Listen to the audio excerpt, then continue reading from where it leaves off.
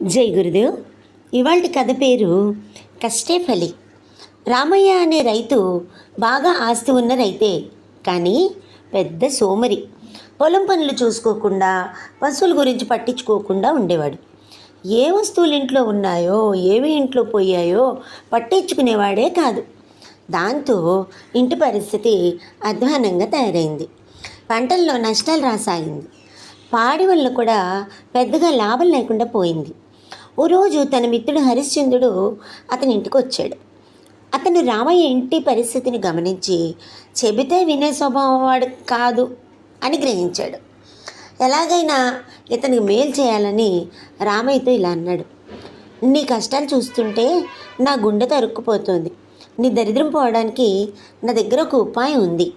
బాబు, ఆ ఉపాయం కాస్త చెప్పి పుణ్యం కట్టుకోకూడదు. నీవు చెప్పినట్లు ఖచ్చితంగా పాటిస్తాను.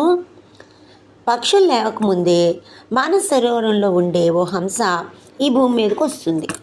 అది ఎప్పుడు వస్తుందో, ఎక్కడ వాళ్తుందో ఎవ్వరికీ తెలియదు. కానీ ఆ హంసను దర్శనం చేసుకునే వాళ్లకు ఎలాంటి లోటు ఉండదు. ఏమైనా సరే నేను ఆ హంసను తప్పక చూడాలి. హరిశ్చంద్రుడు వెళ్ళిపోయాడు. రామయ్య మరుసటి రోజు కోడి కోయక ముందు లేచాడు. ఇల్లు దాటి హంసను వెతుక్కుంటూ పొలం వైపు వెళ్ళాడు. అక్కడ పక్క పొలం యజమాని రామయ్య ధాన్యం కుప్ప నుంచి ధాన్యాన్ని తన కుప్పలోకి ఎత్తి పోసుకోవడం చూశాడు.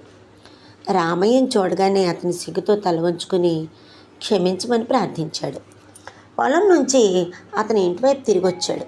పశువుల పాక వైపు వెళ్తుండగా పశువుల కాపరి పాలు పిండి వేరే పాత్రలోకి వంచుతుండటం చూశాడు. అతన్ని మందలించి పలహారం తిని మళ్ళీ హంసను వెతుక్కుంటూ పొలం వైపు బయలుదేరాడు. పొలం పనిచేయడానికి కూలీలు ఎవ్వరూ రాలా. అక్కడే ఆగి కూలీలు వచ్చిన తర్వాత వాళ్ళని కోప్పడ్డాడు. ఇలా వెళ్ళిన చోటల్లా తనకు కొంత నష్టం ఆగిపోయింది. రామయ్య అలా ప్రతిరోజు హంసను వెతుక్కుంటూ వెళ్ళేవాడు. పొలాల్లో తిరిగేవాడు. అతన్ని చూసి కూలీలు అందరూ శ్రద్ధగా పనిచేయడం మొదలెట్టారు. ఇంట్లో చిల్లర దొంగతనాలు ఆగిపోయాయి. పంట ఇంతకు ముందు కంటే ఎక్కువగా రాసాగింది. గేదెల ఆవుల పాలు ఎక్కువగా రాసాగాయి. ఓ రోజు రామయ్యను చూడాలని హరిశ్చంద్రుడు మళ్ళీ వచ్చాడు.